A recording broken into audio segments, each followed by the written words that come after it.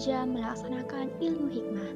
Ia memanggil Mainang dan memerintahkannya untuk menjenguk istri Khoja, Maimun. Ketika Mainang sudah berada di hadapannya, ia berkata, Ibuku, sudah genaplah aku berdoa sesuai dengan apa yang orang tua itu minta. Sekarang pergilah ke rumah perempuan itu dan sampaikan kepadanya bahwa nanti malam aku akan datang ke rumahnya. Tuan, hamba tidak setuju jika Tuan akan pergi ke rumah perempuan itu. Tuan akan mendapat malu jika Tuan lakukan. Tuan adalah seorang anak raja. Hamba kira bukan hanya Tuan yang mendapat malu, melainkan ayah dan bunda Tuan pun mendapat malu yang luar biasa. Biarlah hamba datangi rumah perempuan itu dan akan kusampaikan salam Tuan. Aku akan melihat bagaimana reaksinya. Jawab Mainang. Mainang memohon pamit dari hadapan putra raja. Ia berjalan meninggalkan tuannya. Mainang berjalan seorang diri menuju rumah Khoja Maimun. Namun, tatkala ia baru sampai di ujung jalan perkampungan itu, tiba-tiba ia mendengar suara orang memanggil-manggil namanya. Alangkah terkejutnya dan juga bercampur gembira hatinya melihat istri Khoja Maimun. Mereka saling mendekat, lalu istri Khoja Maimun menggiringnya masuk ke dalam rumahnya. Setelah masuk ke rumahnya, dengan mengiba perempuan itu berkata, "Ibuku, di manakah putra raja? Aku sangat rindu kepadanya. Aku ingin menemuinya. Menyesal sekali aku telah menolaknya beberapa waktu lalu. Apakah putra raja masih mempunyai hasrat denganku, ibu?" Mainang tetap tenang, walaupun hatinya penuh dengan kegembiraan.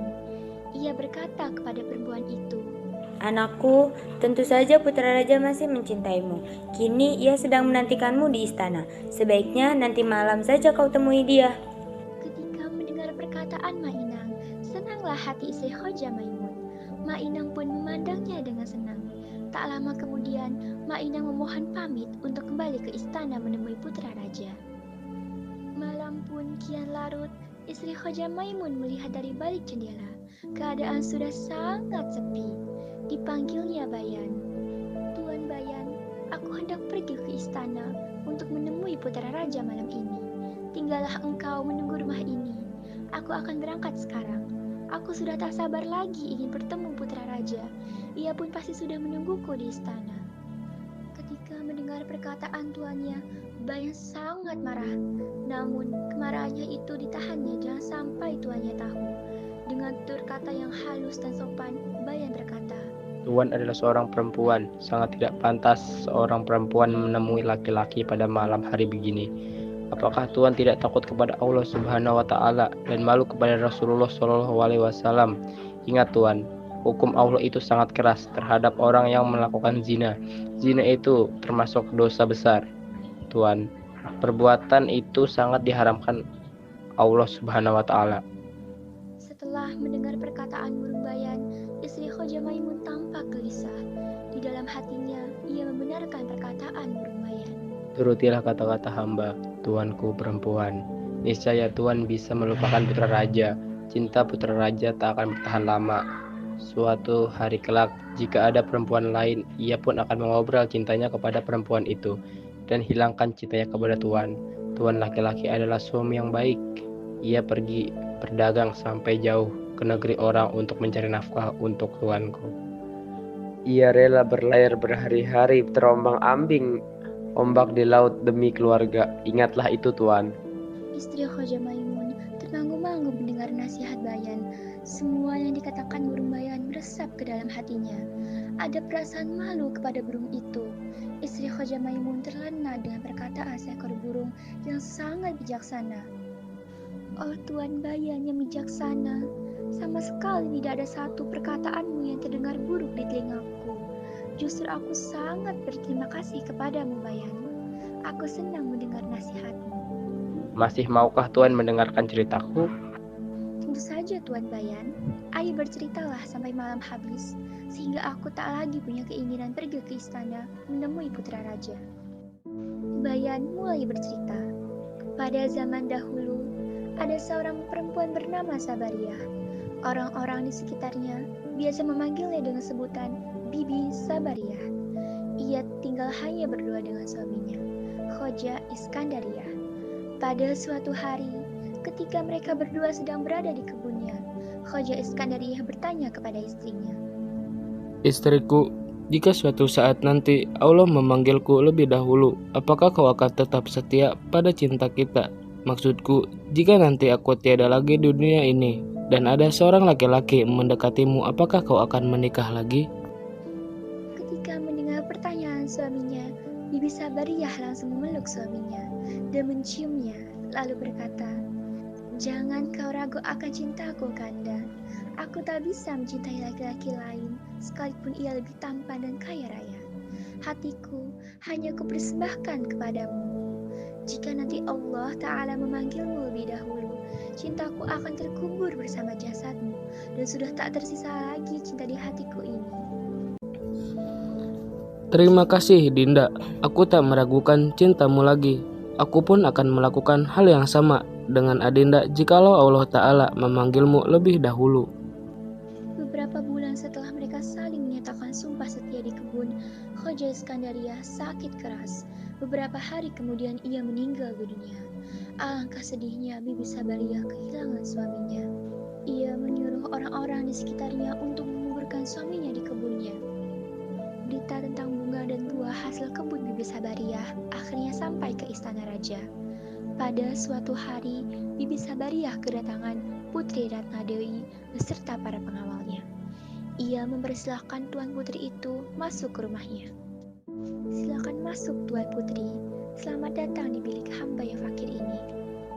Tuan Putri Ratna Dewi tersenyum dan berkata, Hai saudaraku, janganlah terlalu menyanjungku. Bukankah kita ini sama? Kita sama-sama hamba Allah Subhanahu wa Ta'ala. Para pembantu istanaku yang mengatakan bahwa ada berbagai macam bunga dan buah-buahan yang tumbuh di kebunmu. Bibi Sabariyah, sesungguhnya aku datang kemari karena ada hal penting yang ingin kusampaikan kepadamu. Suamiku raja di negeri ini. Dia menaruh hati kepadamu. Dia hendak menjadikanmu sebagai istrinya. Aku sangat mengharapkan kau bersedia memenuhi permintaannya. Kita berdua akan hidup di istananya sebagai saudara. Percayalah saudaraku, raja itu sangat tampan, muda, dan bijaksana. Jika kau melihatnya, pasti kau akan senang. "Tidak, Tuan. Hamba sudah tidak lagi memikirkan untuk bersuami. Insya Allah, sampai ajal menjemput hamba kelak, hamba tak mau mengingkari janji hamba." Tuan Putri Ratna Dewi akhirnya dapat memaklumi alasan Bibi Sabariyah untuk tidak menikah lagi. Putri Ratna Dewi dan segenap pengawalnya meninggalkan rumah Bibi Sabariyah. Sampailah Tuan Putri kerajaan, Putri Ratna Dewi bertemu dengan suaminya, lalu berkata, Bagaimana kabar perempuan itu? Apakah sudah Adinda sampaikan pesanku dan bagaimana pendapatnya? Kanda, aku membawa berita yang tak Kanda harapkan. Perempuan itu mengatakan kepadaku bahwa ia sudah tak ingin bersuami lagi seumur hidupnya. Perempuan itu memiliki cinta sejati kepada suaminya, walaupun suaminya itu sudah tiada. Kanda, aku sarankan cobalah Kanda sendiri yang datang ke sana menemuinya.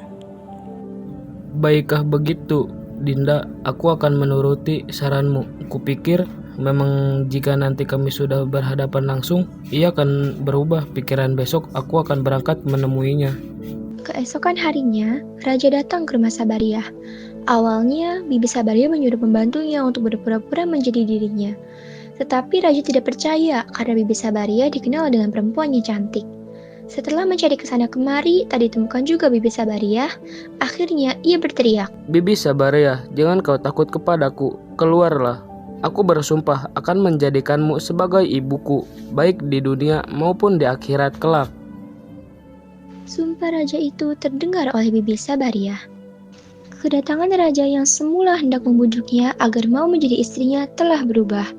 Bibi Sabariyah lalu memegang tangan raja itu dan berkata, "Kini anggaplah aku sebagai ibumu. Rumahku ini selalu terbuka menerima kedatanganmu setiap saat kau inginkan. Silahkan bermain-mainlah di kebun." Raja itu tertunduk malu.